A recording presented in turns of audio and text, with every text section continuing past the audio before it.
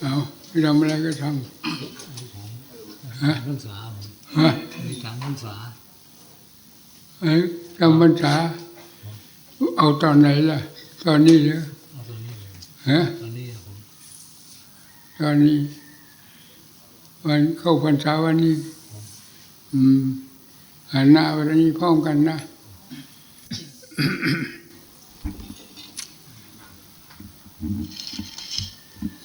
หันหน้าลำบากนะเราหันหน้าก็ลำบากนะอย่างนั้นนะอันนี้ก็ลำบากหันหน้าอันนี้ก็ลำบากโอกาสอยู่เฉย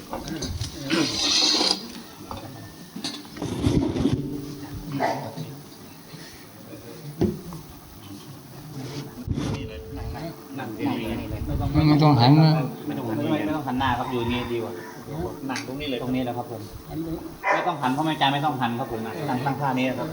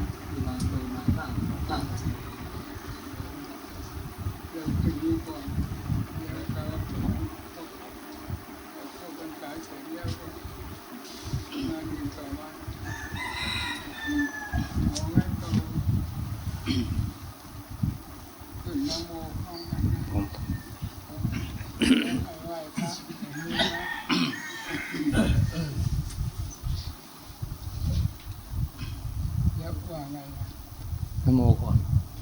ตั้งนะโมก่อนนะโมตั้งนะโมพร้อมกันนะโมตัสสะภะคะวะโตอะระหะโตสัมมาสัมพุทธัสสะนะโมตัสสะภะคะวะโตอะระหะโตสัมมาสัมพุทธัสสะนะโมตัสสะภะคะวะโตอะระหะโตสัมมาสัมพุทธัสสะแล้วอะไรล่ะแล้วอิมัสสมิงอาวาเสอิมัสสมิงอาวาเสอิมังเตมาสังวัดสังอุเปมิอิมังเตมาสังวัดสังอุเปมิอิมัสสมิงอาวาเสอิมัสสมิงอาวาเสอิมังเตมาสังวัดสังอุเปมิอิมังเตมาสังวัดสังอุเปมิอิมัสสมิงอาวาเสอิมัสสมิงอาวาเสอิมังเตมาสังวัดสังอุเปมิอิมังเตมาสังวัดสังอุเปมิแล้วมีอะไรต่อไปอีกอ่ะจะทำวัดครับผมพระจะทำวัดไหนจะทำวัดครับผมไหนทำวัดพระบรมจารย์ทำวัดเหรอเอาจะทำก็ทำจ้ะทัสสะภะคะวะโตอะระหะโตสัมมาสัมพุทธัสสะนะโมตัสสะภะคะวะโตอะระหะโตสัมมาสัมพุทธัสสะนะโมตัสสะภะคะวะโตอะระหะโตสัมมาสัมพุทธัสสะว่ามหาเทเรปมาเยนะดาวารัตเยนะกตังสัพพังอปาราทังธรรมตุโนพันเตมหาเทเรปมาเดนะดาวารัตเยนะกตังสัพพังอปาราทังธรรมตุโนพันเตมหาเทเรปมาเดนะดาวารัตเยนะกตังสัพพังอปาราทังธรรมตุโนพันเตเท่านั้นนะอหังขมามิตุเมหิปิเมขมิตบังเท่านั้นละเอาพอแล้วมีอะไรอีก อนิสัยกันผม ขอใส่ขอนะ โมตัสสะภะคะวะโตอะระหะโตสัมมาสัมพุทธัสสะนะโมตัสสะภะคะวะโตอะระหะโตสัมมาสัมพุทธัสสะนะโมตัสสะภะคะวะโตอะระหะโตสัมมาสัมพุทธัสสะ อืม อันเตโหหิอายะสมะโตนิสายวัชชามิอาจาริโยเมพันเตโหหิอายะสมะโตนิสายวัชชามิอาจาริโยเมพันเตโหหิอายะสมะโตนิสายวัชชามิ นี่โอไปอีกครั้งเลย สาธุพันเต ปฏิรูปัง สาธุพันเต สัสสาดิเกนะสัมปะเดหิ สาธุพันเต อาชาตะเกตานิเทโรไมหังพาโรอาหัมปิเทรัสสะพาโรอาชาตะเกตานิเทโรไมหังพาโรอาหัมปิเทรัสสะพาโรอาชาตะเกตานิเทโรไมหังพาโรอาหัมปิเทรัสสะพาโร เอาละอัน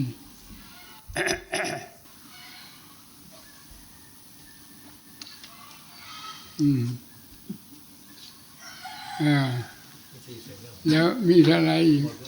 หมดแล้วนะหมด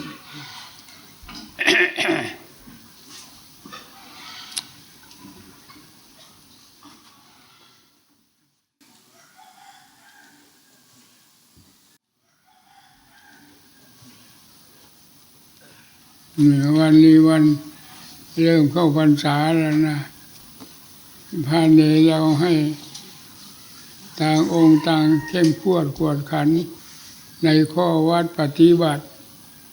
กำจัดกิเลสตัวขี้เกียจขี้ค้านออกให้หมดทำความเพียรตลอดเวลาเว้นแต่หลับเท่านั้นนะให้ตั้งหน้าตั้งตาปฏิบัติกำจัดกิเลสตัวขี้เกียจขี้ค้านเป็นตัวสำคัญมากทีเดียวพากันกำจัดนี้ออกให้ได้การประกอบความเพียรตามแต่ความสามารถของผู้ใดอันนี้กำหนดให้ไม่ได้นะประกอบความภาคความเพียรนี้ เอาซะจนคือเอากำลังเจ้าของเป็นประมาณเลยเรื่องความภาคความเพียร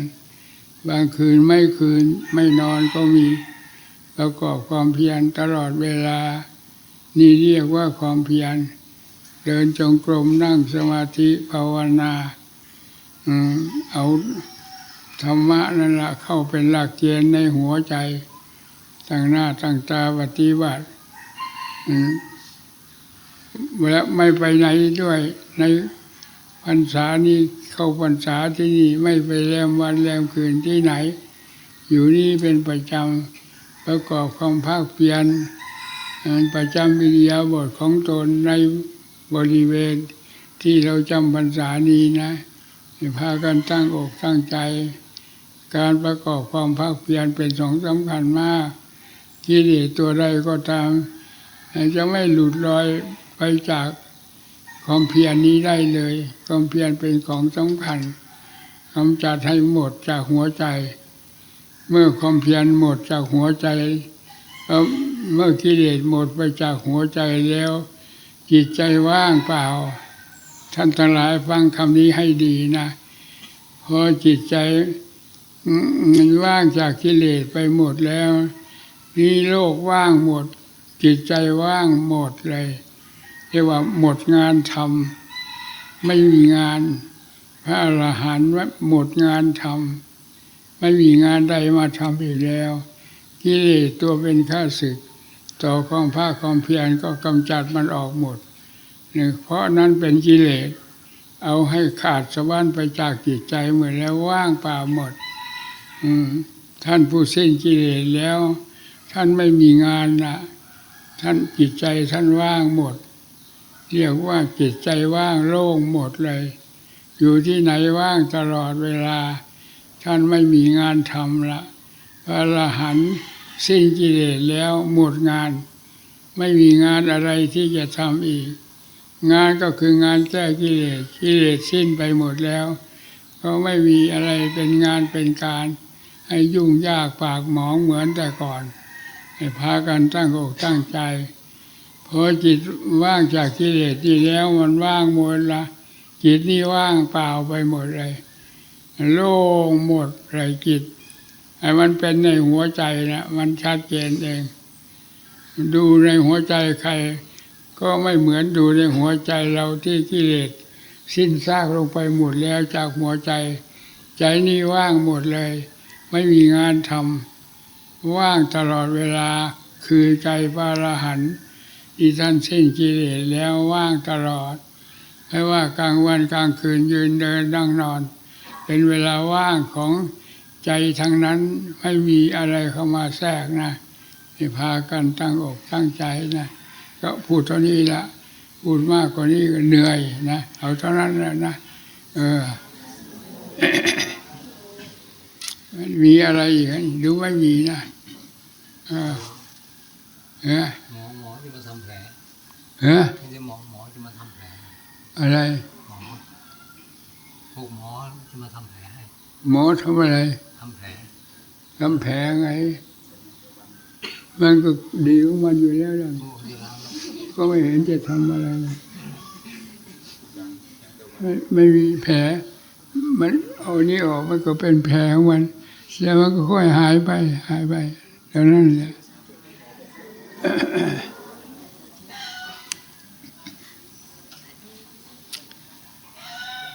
พระเท่าไหร่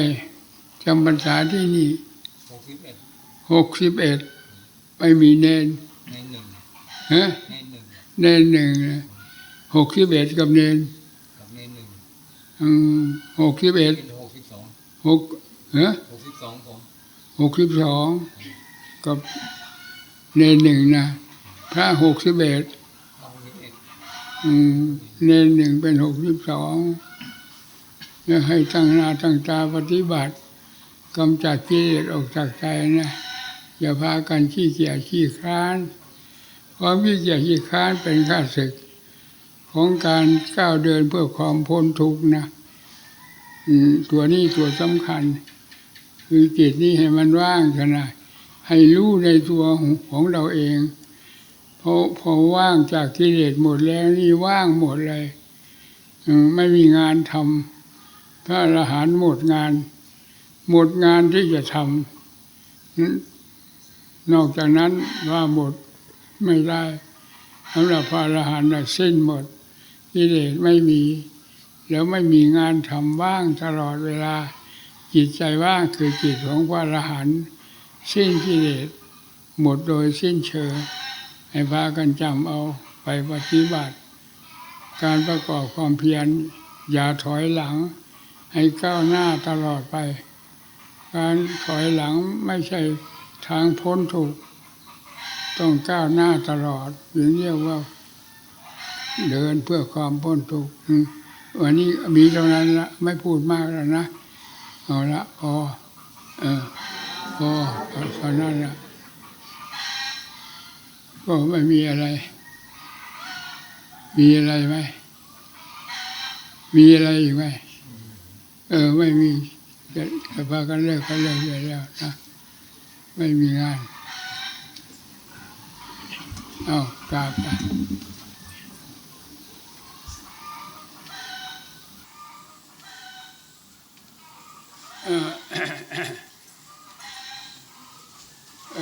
เท่านั้นละ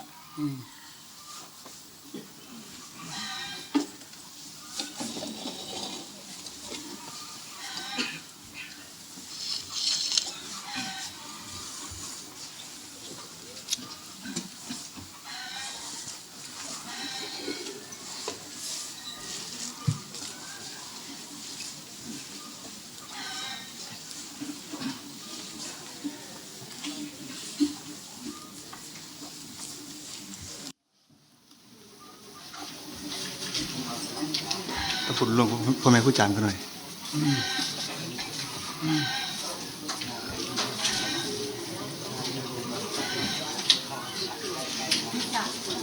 จะหาของคนแนวไปหาแบ่งเข้ามา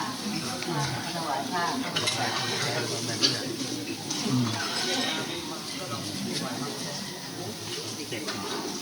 อันนี้เข้าพรรษาแล้ว ครับผม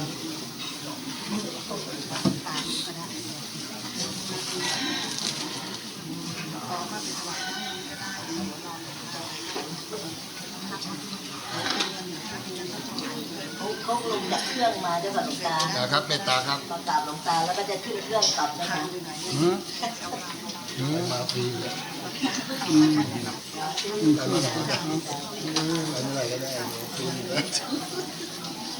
ราเสียฐาน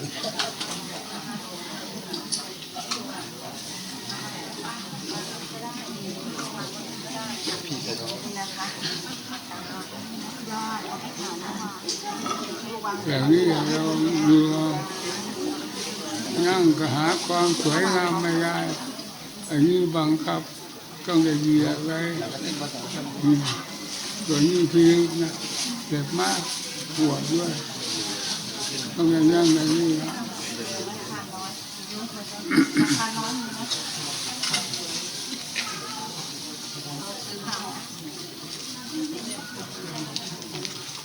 อย่างนี้เอ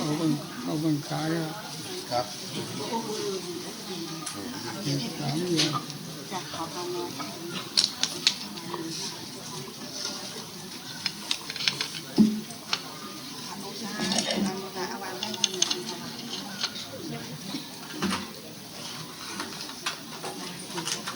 คนเหรอแต่ถามมาหาแฝดถวายครับ หืม หาแฝดถวายหาแฝดธนูทองถวาย ถวายหลวงตา ถวายก็แล้วไม่ ครับครับ นี่อะไร เลยครับเลยควรครับนี่ อ๋อเงิน ครับผม เราไปถวายพระ ครับครับ มีพระมีนี่เปล่า ครับ มีพระหรือเปล่าเอาไปถวายพระ ครับ เอาไปถวายพระ ขอบูชาธรรมหลวงตา ขอให้หลวงตามีสุขภาพแข็งแรงนะคะถือเป็นเสาหลักของพระพุทธศาสนาและลูกศิษย์ลูกหาและชาติไทยนะเจ้าค่ะขอเมตตาเจ้าค่ะ อืม เอาหลวงตา เราก็อยากแข็งแรงแต่มันก็อ่อนลงทุกวันจะทำไงมันไม่แข็งแรงละเรื่องธาตุขันธ์อ่อนลงทุกวันแต่จิตใจไม่มี คือจิตใจไม่มีไว้ไม่มีคำว่าอ่อนหรือแข็งส่วนร่างกายนี่อ่อนลงทุกวันจิตใจไม่อ่อนมันจึงเรียกท่านจึงเรียกว่านิพพานเที่ยงอยู่ที่ใจหมดกิเลสเขาเรียกว่าใจหมดสมมุติเมื่อใจหมดสมมุติความแปลงก็ไม่มีแปรปรวนอะไรไม่มีเที่ยงตรงท่านว่านิพพานเที่ยงคือใจสันติสิ้นกิเลสแล้วเที่ยง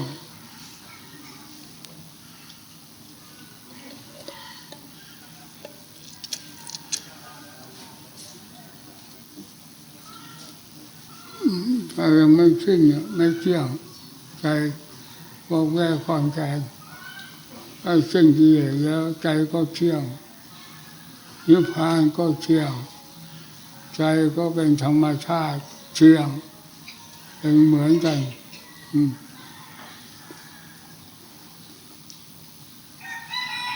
ไม่มีอะไรอ่ะ กราบขอ มีอะไรอีก กราบขออนุญาตนะคะ องค์หลวงตา อืม วันนี้ครอบครัวอุดรทวีพันธ์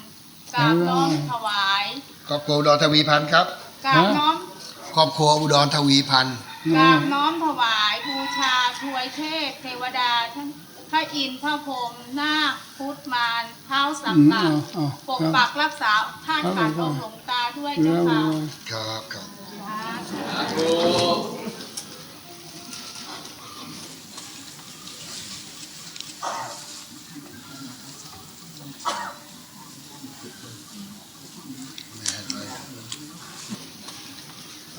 คนก็มากเลยนะ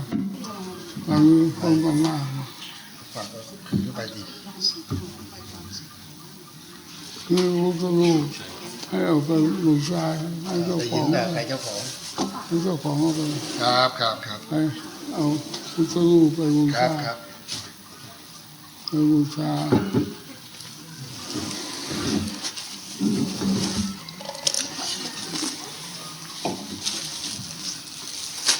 พระป่าสงเคราะห์โลก 13,420 บาทที่โคราชครับ รอหน้าผ้าป่าสงเคราะห์โลก17 กรกฎาคม 53 13,420 บาท สาธุ เท่านั้นนะไปเอาไป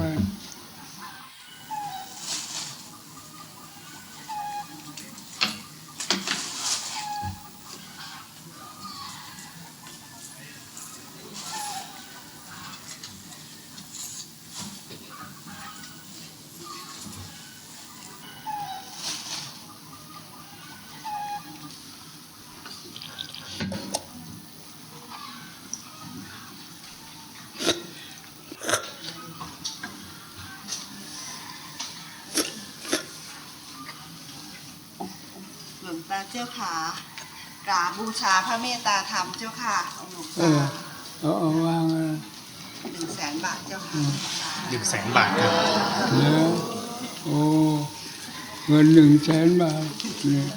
ไม่ใช่เล่นนะ100,000 บาท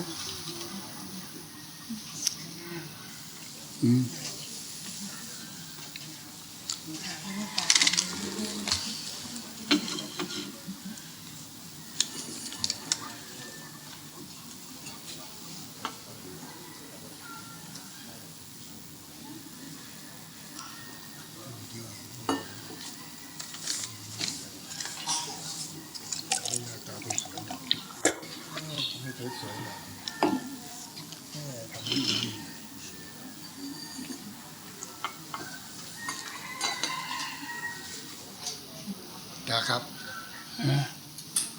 อะไรอีก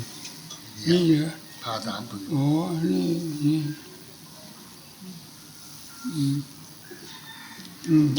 เอา สาธุ ไป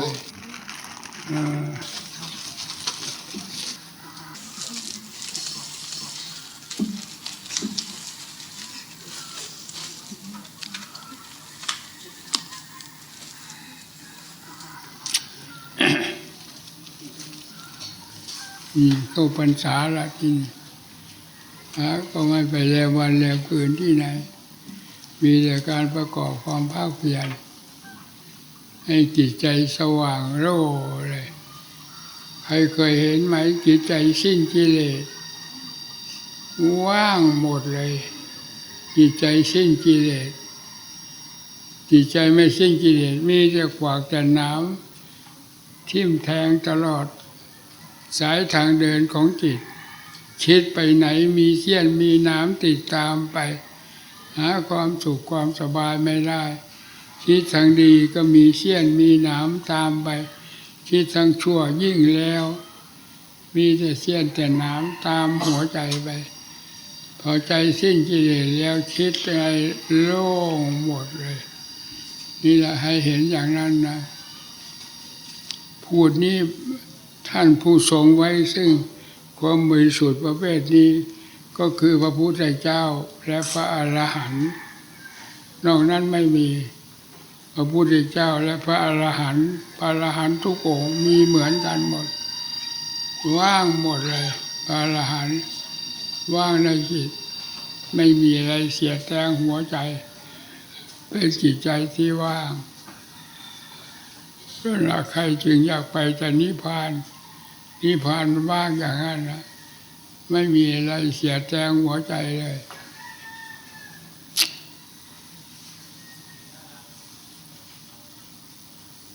เรียกว่าหมดงานเลยพระอรหันต์สิ้นกิเลสแล้วหมดงานทำไม่มีงานอะไรจะทำคือคิดอะไรขึ้นมาเป็นเรื่องกิเลสทั้งนั้นเมื่อกิเลสยังมีอยู่ในใจพอกิเลสสิ้นจากใจแล้วคิดอะไรก็ ไม่มีกิเลสจิตเป็นธรรมแล้วเป็นธรรมล้วนๆเลยเรียกว่าจิตเป็นธรรมคิดอะไรก็เป็นธรรมไปหมดไม่มีกิเลส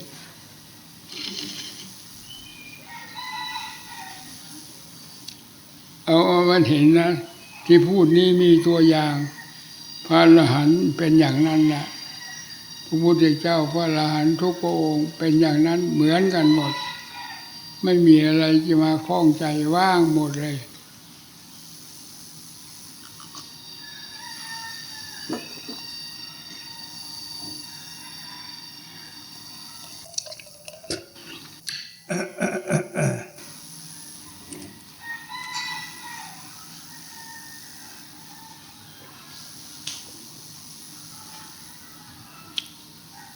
ให้มันเห็นประจักษ์ในใจคืออันนี้เป็นได้ในหัวใจของผู้บำเพ็ญนะไม่ได้เลือกหน้านะใครทำเต็มกำลังความสามารถเป็นได้ด้วยกันจิตนี้ว่างเปล่าหมดเลยว่างจากกิเลสไม่มีกิเลสเหลือแล้วก็ว่างไปหมดจิตว่างก็คือจิตพระอรหันต์จิตว่างเปล่าไม่มีอะไรกีดขวางหัวใจเลยเป็นจิตที่ว่างเปล่าตลอดเวลานั่นเรียกว่าจิตว่างอย่างนั้นกิเลสไม่มีคิดเท่าไรก็เป็นความคิดธรรมดาไม่มีกิเลสแฝงขึ้นมา เอาละที่นี่นะจะให้พรแล้วนะก็เลิกกันมีอะไรว่ามาก็ไม่มีอะไรเอาวางเอาวางตรงนั้นวางตรงนั้นวาง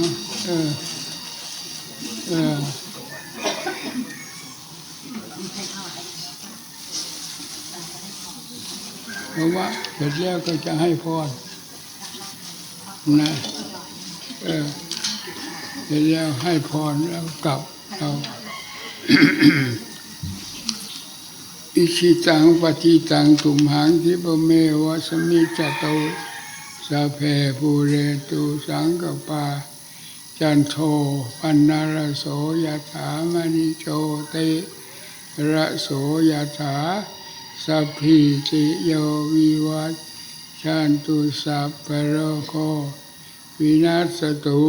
มาเตภวัตวันตรายโยสุขีทีคายุโกภวะอภิวาทนาสีสนิจังพุทธาปัจจายโนจัตตารโอธรรมา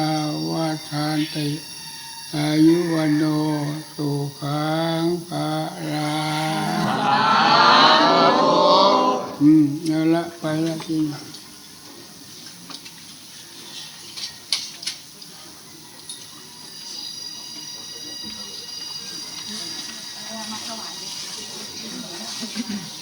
หมดแล้วหมดงานแล้วนี่จะไปก็นั่นเองไม่ทำงานอะไรนั่นเป็นเงินกับน้ำผึ้งเท่าไหร่เงินเท่าไหร่มีตัวเลขอยู่ในนั้นค่ะเดี๋ยวครับถวายพ่อแม่ครูบาอาจารย์ประจำเดือนสิงหาคม 2553 12,500 บาทสร้างโรงพยาบาลเครื่องมือแพทย์ 6,000 บาทครับเดี๋ยวให้เขาแยกครับให้แยกนะ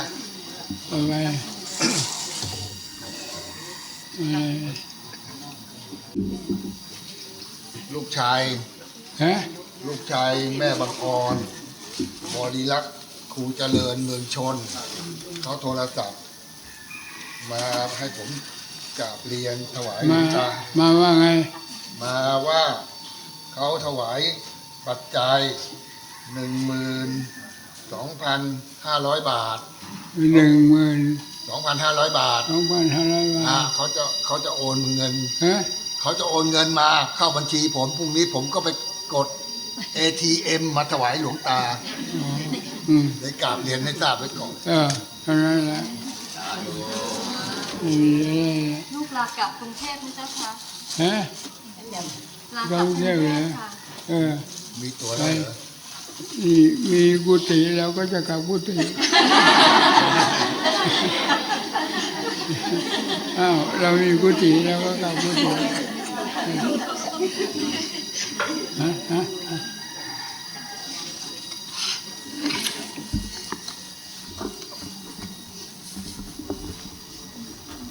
ลืมต้นไม้ไป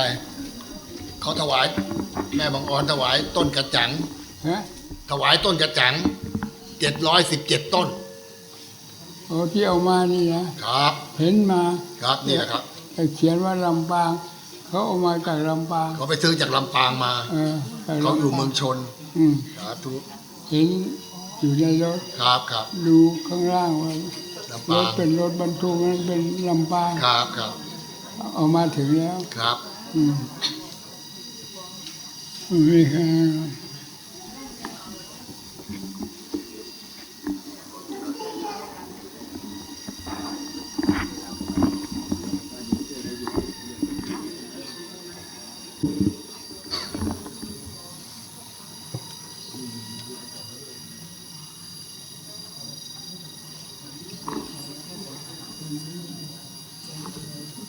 วันนี้ฮะ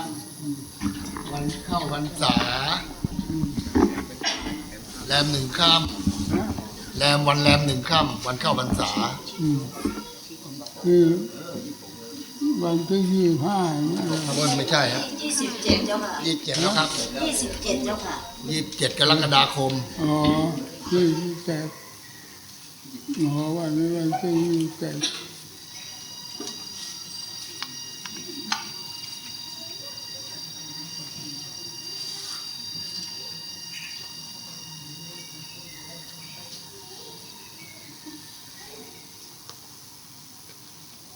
เข้าพรรษากี่พรรษาแล้วเราเหรอ นิดหน่อย76 ปีพวกนี้ยังไม่เกิด พรรษา76 ปีนะครับ เข้าพรรษา76 พรรษา ครับ ยังไม่มีใครเกิด ยังไม่มีใครเกิด ในที่นี้ยังไม่มีใครเกิด มองหน้ายังไม่มีใครเกิด76 ไหน เนี่ยในที่นี้76 ปียังไม่มีใครเกิด อ๋อมี76 ปีบวชมา76 ปี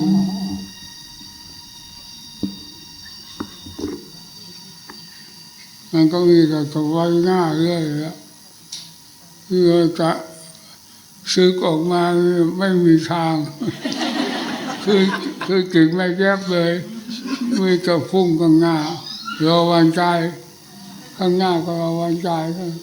ไม่ว่ารอวันไม่สึกนะรอวันตายหมดจะอะไรก็หมดห่วงหมดใยหมดทุกสิ่งทุกอย่างในหัวใจหมดเลยเอาไม่หมดอย่างนั้นในจิตในใจที่ตัวใหญ่ไม่เหลือหมดหายห่วงโล่งหมดเลย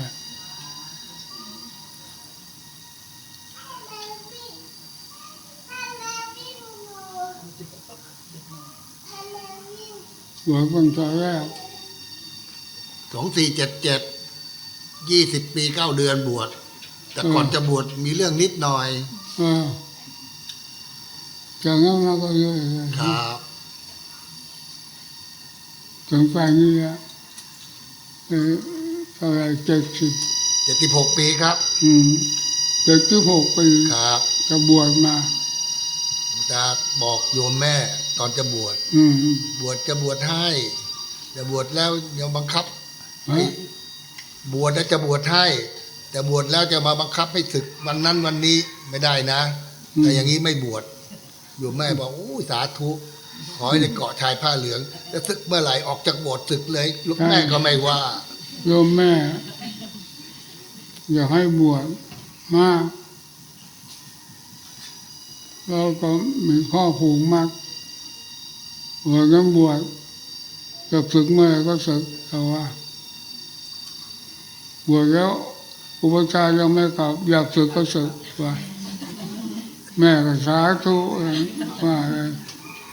น่าจะเห็นแต่ผ้าเหลืองเวลาบวชพอบวชไปอยู่ไปมันจิตใจมันอยู่ไปนะอยู่ไปข้างหน้าไม่ถอยหลังมันอยู่ไปข้างหน้าเลยไม่คำว่าอยากศึกเลยไม่มีนะคือจะอยู่ไปข้างหน้าเลยทั้งทุกวันนี้คำว่าศึกเลยไม่มีทุกวันนี้ไม่มีคำว่าศึกไม่มีเลยมีแต่รอข้างหน้าไปข้างหน้าเท่านั้นเอง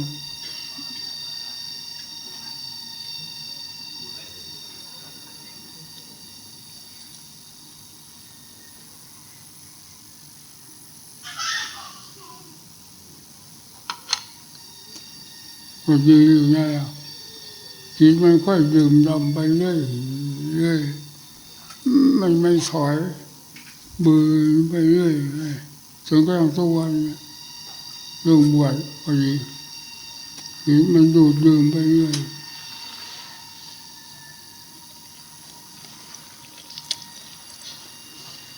ก็ไม่ปรากฏว่าอยากศึกนะตั้งแต่วันบวชมาหรือว่าอยากศึกไม่มีแต่ยืนเรื่อยจนกระทั่งทุกวันทีนี้คำว่าอยากศึกก็เลยไม่มีเลยคำว่าอยากศึกไม่มีจะคอยที่จะไปข้างหน้าถึงวันตายว่างั้นจะอยากศึกไม่มีถึงวันตายเลยก็อีกนานหลวงตาอีกนานอีกนานหลวงตาอีกนานเลย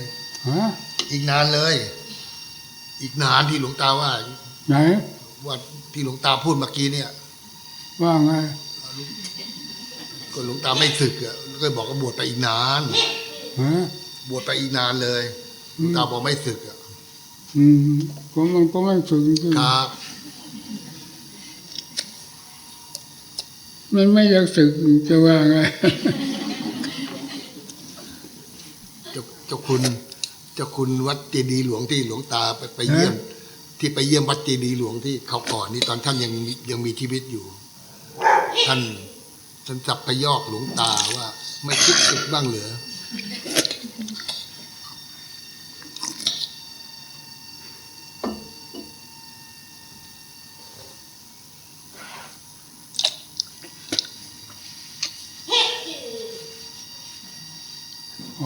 พอละ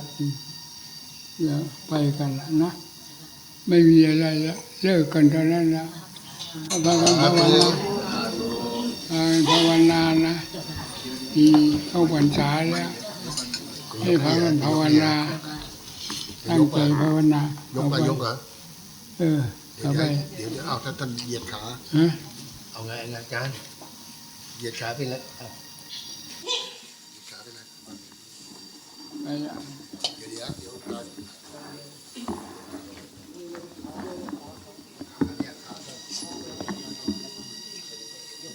เขาจะยกนี่ครับ